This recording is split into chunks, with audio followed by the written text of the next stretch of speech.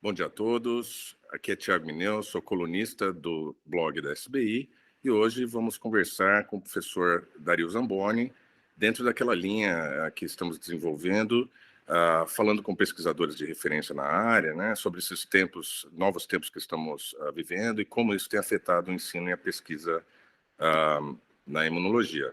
O professor Dario Zamboni, todos, se não todos, a grande maioria conhece aqui da SBI, biólogo formado na UNB, tem doutorado na USP, no programa de microimunoparasito, pós-doc em Yale. Hoje em dia é professor titular da Faculdade de Medicina de Ribeirão Preto, no Departamento de Biologia Celular, pesquisador 1B do CNPq, já esteve vinculado à Academia Brasileira de Ciência, ao TOAS, hoje faz parte da diretoria executiva da SPI, tem vários papers, né, Dario? Tem publicado bastante, o índice H acima de 45 aí, com certeza absoluta, um pesquisador de referência na imunologia do Brasil. Muito obrigado, professor, por você ter aceitado o nosso convite.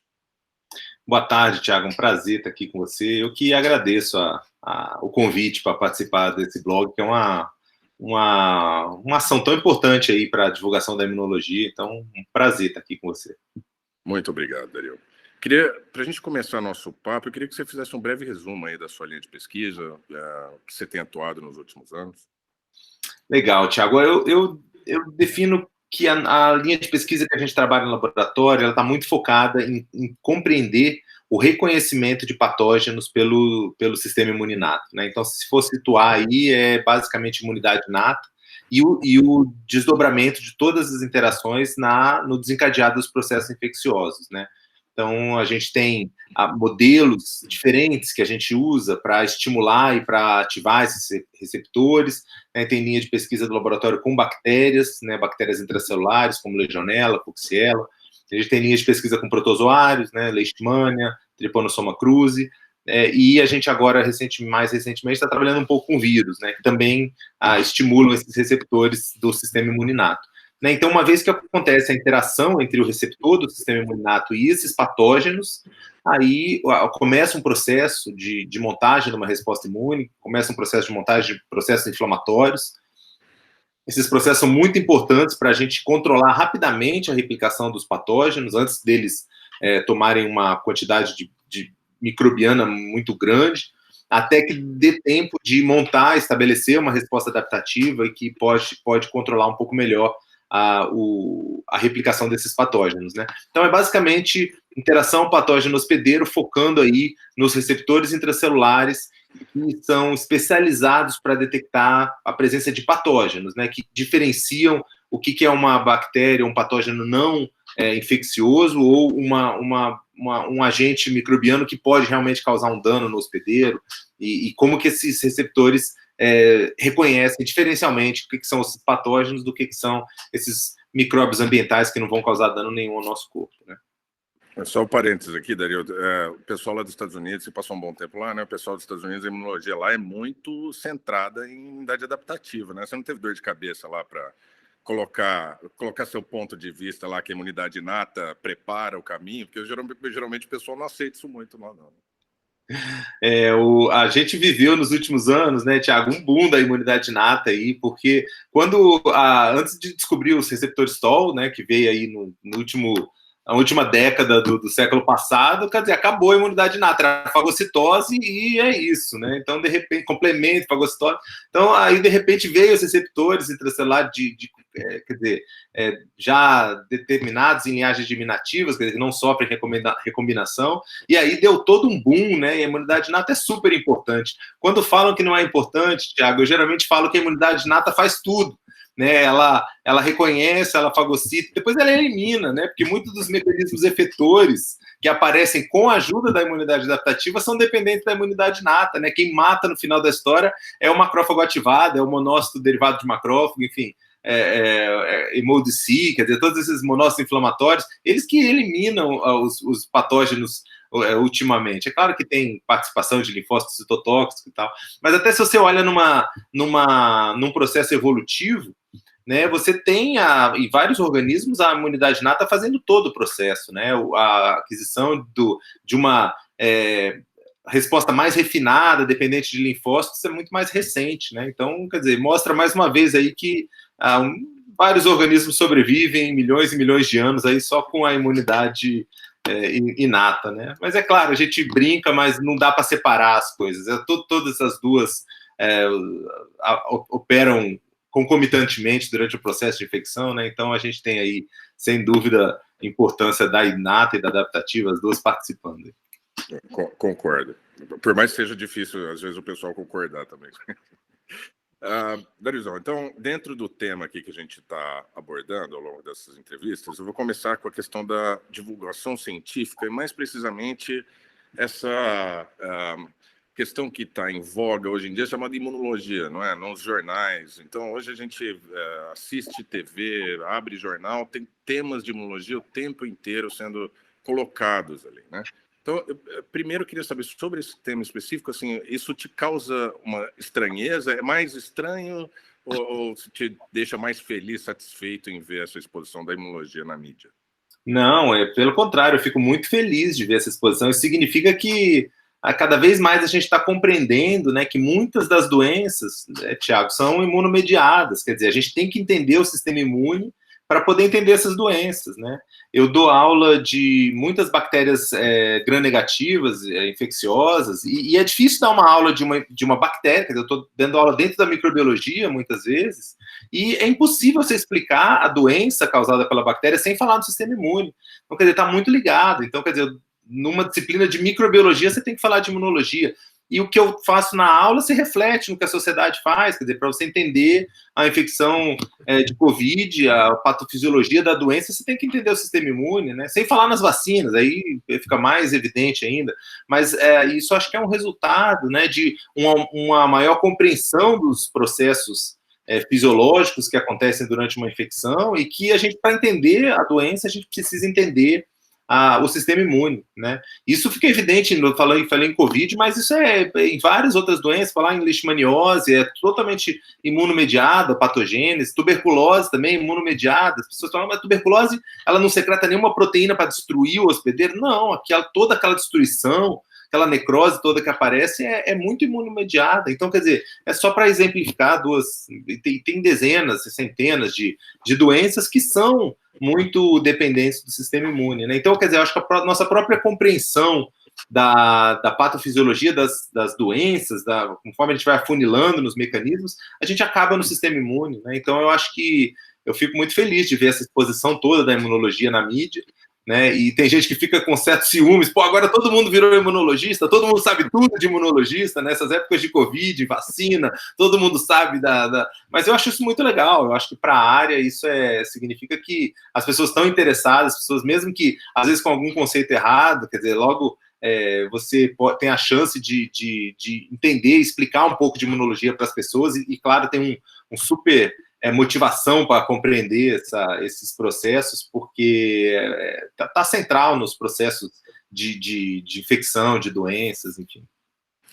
Eu acho que a sua avaliação, eu queria, sim, Dario, porque a gente sabe que imunologia não é um assunto, às vezes, muito afável, né? Às vezes é um pouco difícil, tem muito contexto intrincado e tal. Então, eu queria a sua avaliação sobre, assim, a quantidade, ou proporcionalmente, a quantidade de acertos e erros do que é divulgado, né? Principalmente na mídia em si, não o imunologista que vai falar, mas principalmente essas informações que hoje em dia estão muito difundidas. Você acha que os conceitos estão mais certos ou errados dentro desse contexto da mídia em si?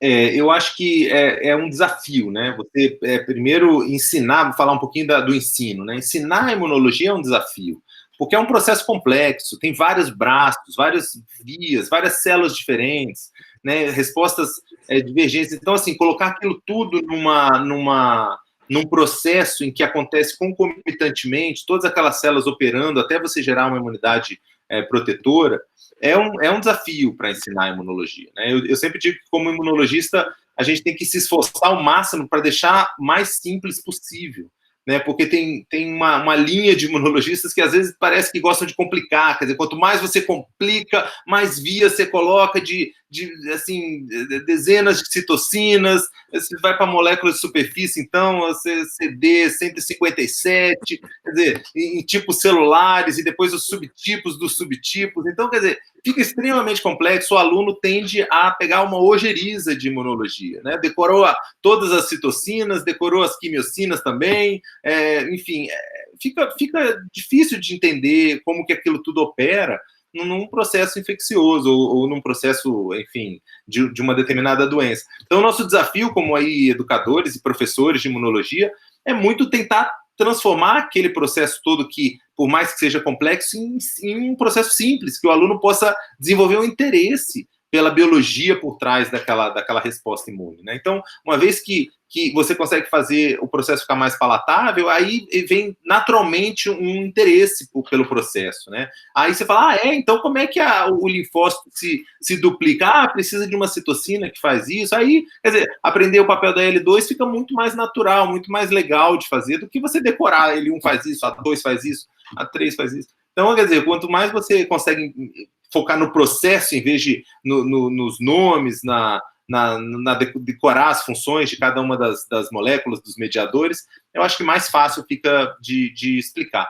Né? E, é claro, os meios de comunicação também têm a mesma dificuldade, quer dizer, se explicar para um aluno de biologia, de farmácia, de medicina, já é um desafio. Imagina o Jornal Nacional explicar para um leigo por que a vacina vai afetar a proteína spike do coronavírus, né? Então, fica bastante complicado. É claro que tem conceitos errados, quer dizer, tem conceitos incompletos, né?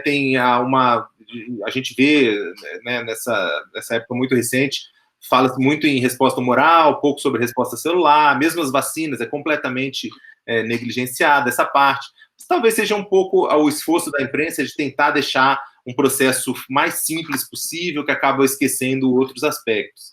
Mas eu acho que a gente está caminhando, e a Sociedade Brasileira de Imunologia tem feito um papel muito legal, né, durante toda a resposta de Covid que a gente viu nos últimos meses, né, de ajudar e ter especialistas falando, e cientistas em geral, não só na SBI, mas várias outras sociedades, e isso é uma coisa muito legal nesses últimos tempos, você vê cientista falando em quase todos os jornais, os telejornais importantes, você tem sempre um cientista falando, explicando, dando opinião. Isso é uma coisa muito legal, porque é, de certa forma, a demonstração de que a saída é pela ciência, né? A gente sempre fala, como cientista é fácil falar isso, mas no fundo é isso mesmo, quer dizer, a gente está saindo ou melhorando o combate a essa pandemia graças à ciência, né? Não é achismos, nem o negacionismo, mas não, é científico, né?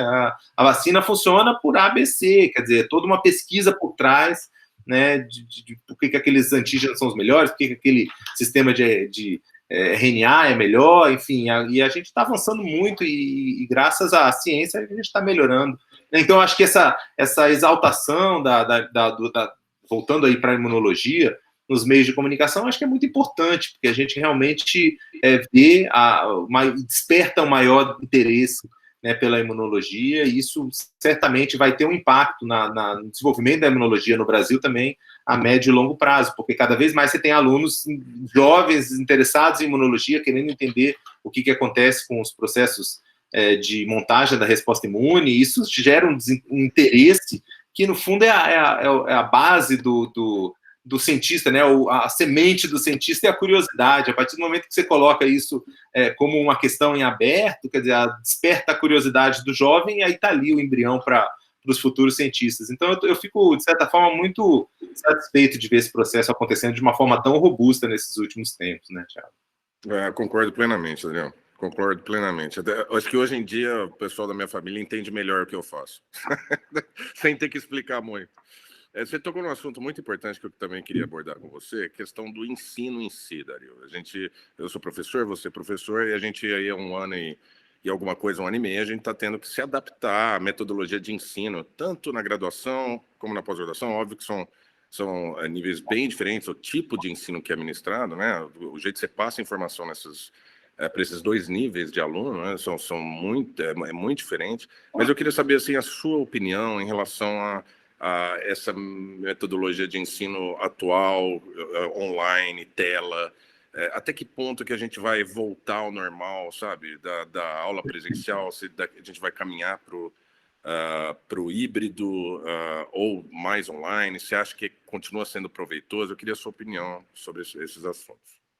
Olha, eu acho que os professores, em geral, eles fizeram um esforço enorme, né, nesse período de afastamento, distanciamento social, né, em muitas unidades, escolas fechadas. Então, quer dizer, não só o professor de imunologia, mas o professor de escola, né, de segundo grau, de primeiro grau, de básico, fundamental, fez um esforço enorme aí, e acho que realmente estão super de parabéns, né, por ter conseguido, de certa forma, com prejuízo, sem dúvida nenhuma que houve prejuízo no ensino, na aprendizagem, mas foi feito, né? De alguma forma foi feito.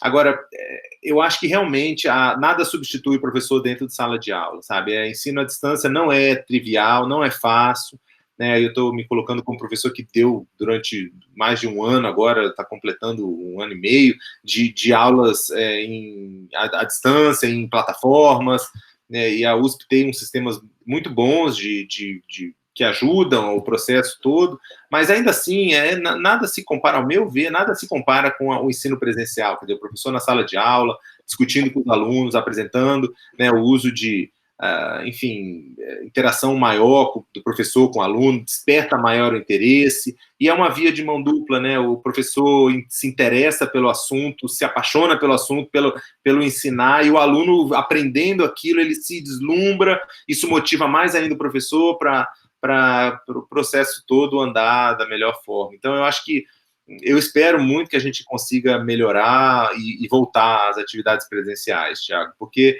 por mais que eu acho que tem ferramentas muito legais, né, que é de plataformas, que a gente consegue deixar material, deixar aula, os alunos conseguem aprender algumas coisas antes da aula, mas eu acho que nada substitui a presença do professor na sala de aula com os alunos. Eu acho que isso é um processo muito rico, né? Isso justifica aí todo o investimento que a gente tem em universidades, em escolas presenciais. Isso não pode ser jamais abandonado, porque eu acho que o ensino é muito mais eficaz e muito mais completo se está em ambiente presencial, né? Apesar de certamente essa pandemia vai passar, né, Tiago, e a gente vai algumas coisas incorporar, né, reuniões virtuais, acho que tem coisas que são muito mais rápidas, né, então uma reunião que demorava às vezes 4 horas em um ambiente virtual a gente faz em 40 minutos, meia hora, quer dizer, você consegue apressar, você consegue focar mais no que é importante, então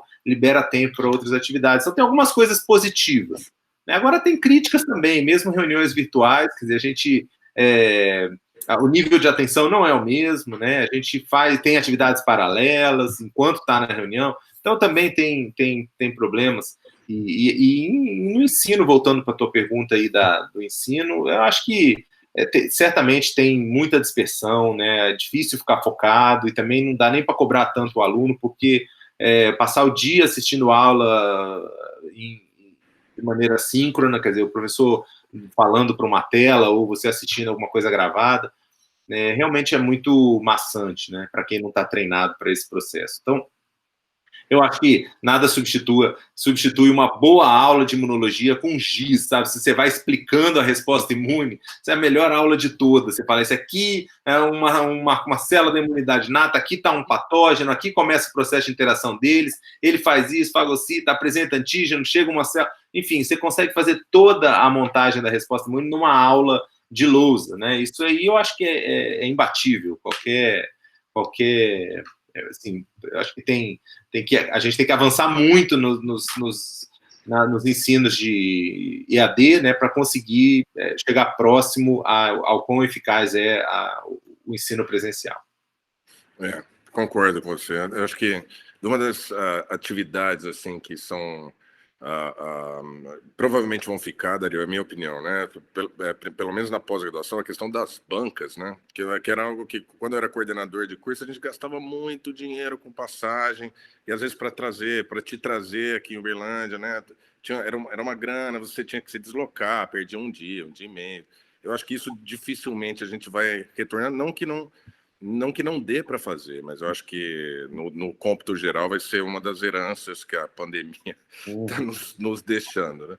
Mas, assim, só continuando aqui, dentro desse mesmo assunto, a questão, na pós-graduação, tudo bem, né, nesse momento a gente ter essas aulas online, repassar conteúdo para os alunos, discutir trabalhos, mas a nossa área especificamente, ela é prática, né, não tem uma dissertação, uma tese que não seja experimental, né, na nossa...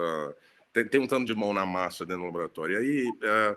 também vai a pergunta para você, no sentido assim, até que ponto que a gente, você acha que a gente conseguiu, como, né, programas da área de imunologia, até que ponto que a gente conseguiu cumprir isso? Será que isso não vai, numa futura avaliação aí da CAPES nos próximos anos, isso não vai ter que ser considerado? Porque muita gente mostra preocupação, né, como que vão ser os critérios, né, tal. A gente com certeza não vai conseguir ser medido pela mesma régua. Então, assim, de forma geral, eu queria a sua opinião sobre esse assunto, até em relação à adaptação dos laboratórios. Você acha que é viável, hoje em dia, ter certa atividade dentro dos laboratórios? Tudo? O nosso laboratório, quer dizer, a gente, posso falar pouco pelo meu laboratório, né, Tiago? A gente suspendeu as atividades por 2 semanas, logo no início da pandemia, e logo depois a gente já retomou um grupo de Covid, para estudar a Covid, né? Então, basicamente, o laboratório não fechou durante essa pandemia, a gente trabalhou o tempo todo, né, e com toda a segurança, seguindo todos os protocolos, né, e graças a isso ninguém se contaminou. Eu fico muito orgulhoso de ver que não só no meu laboratório, mas toda a força-tarefa Covid aí da FMRP não tiveram casos de contaminação dentro dos laboratórios, né? Um ou outro aluno eventualmente pegou a doença, mas foi uma infecção fora do laboratório, quer dizer, então, com todo o cuidado, a gente conseguiu fazer a pesquisa, ajudar a compreender um pouquinho do Covid-19, e a gente precisa, quer dizer, agora, recentemente, a gente voltou já às outras atividades não Covid, né? Então, agora teve certa, como você mencionou, Tiago, eu concordo plenamente, teve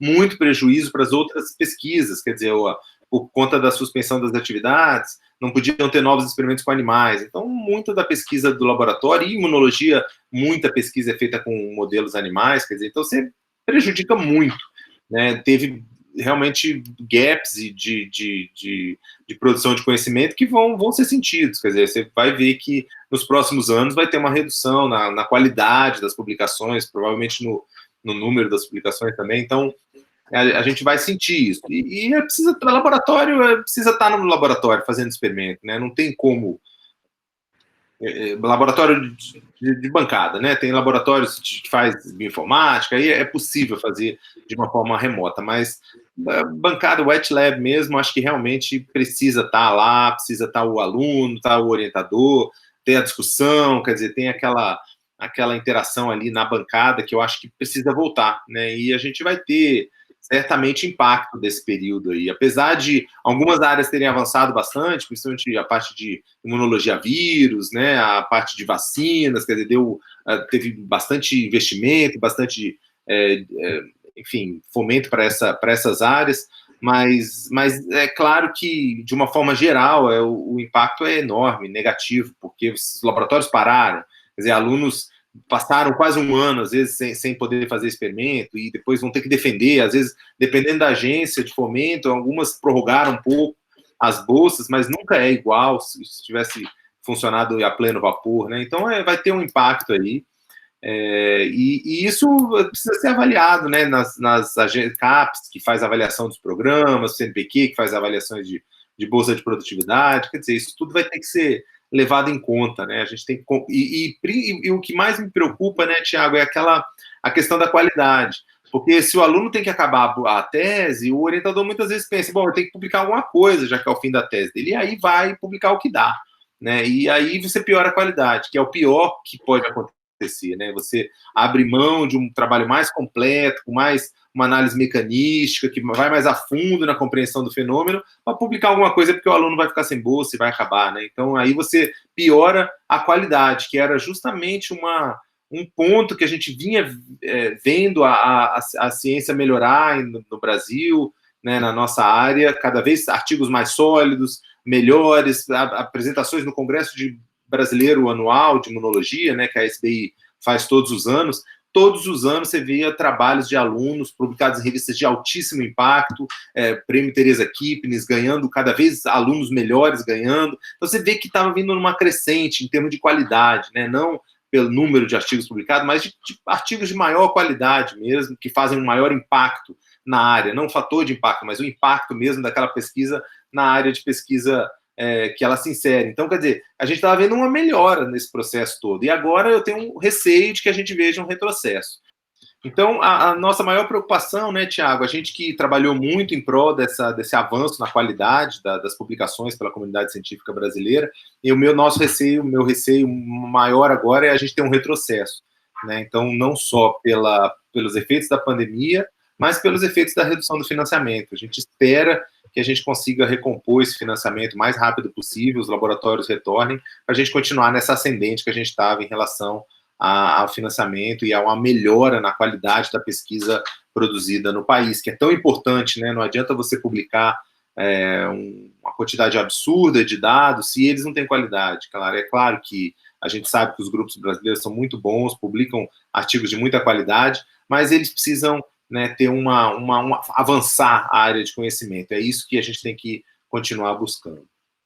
Aproveitando o seu gancho, Dario, perguntando sobre essa questão de investimento em ciência, né? A gente sabe que esse assunto é sempre vai e volta, tem aqueles que acham que o investimento em ciência tem que ser algo mais aplicado para uma demanda, tipo o que a gente está tendo agora para a Covid, tem aqueles que acham que o financiamento tem que ser algo mais livre, que daí surgem, né, os melhores insights, o que for, né? Mas eu acho que, pelo menos a minha opinião, hoje em dia não tem mais como duvidar de que o investimento em ciência seja algo fundamental, né? Qual que é a sua opinião sobre esse assunto, Dario? Eu estou de pleno acordo com você, Tiago. Acho que um país não tem futuro sem investimento em educação, ciência e tecnologia, sabe? É a saída. A gente só é a potência em termos de PIB mundial que a gente chegou a ser, quer dizer, agora, enfim, a gente consegue estar entre os 10 maiores economias do mundo graças ao investimento em ciência e tecnologia. Vai falar, mas é o agro. O agro é investimento em ciência e tecnologia. Quer dizer, a Embrapa foi um exemplo extremamente bem sucedido. Se fez pesquisa, identificar as melhores sementes, os melhores solos, como é que corrige o solo, como é que faz andar, enfim, outros exemplos também existem, quer dizer, a parte de aviação, investimento em ciência e tecnologia, a parte de petróleo, investimento em ciência e tecnologia, e a gente tem que continuar avançando e continuar investindo em ciência e tecnologia. Esse é o futuro do país, que é muito promissor, é um país riquíssimo, né, com um povo maravilhoso, um povo feliz, né, e a gente tem que retomar isso o quanto antes, quer dizer, investimento em ciência e tecnologia, vai fazer o desenvolvimento científico e tecnológico, vai retornar ao crescimento econômico, né? Isso passa pela ciência e tecnologia e pela educação, né? Não adianta você ter só investimento em ciência e tecnologia e não ter educação, os dois processos têm que andar junto, né? Você tem que ter pessoas bem formadas, investimento em ciência e tecnologia. Cabeças excelentes a gente tem, pesquisadores excelentes a gente tem, pesquisadores extremamente dedicados o Brasil tem, né? Então a gente precisa um pouco mais de financiamento para que a gente consiga superar essas dificuldades que a gente está vivendo hoje e retomar o crescimento que a gente estava vendo anteriormente. Eu concordo, Dario. Eu queria te agradecer demais por ter disponibilizado esse tempo aqui para bater o papo conosco, né? Vamos encerrando por aqui a conversa. E até uma próxima, Dario. Quem sabe em tempos melhores a gente volta para conversar outros assuntos, né? Mais positivos, talvez. Certamente, Tiago. Foi um prazer enorme estar com vocês aqui, estar com o blog, e de novo parabenizar você por liderar esse processo aí das entrevistas no SBI Blog, que é muito, muito legal, muito importante. Muito obrigado, Dario. Grande abraço para você.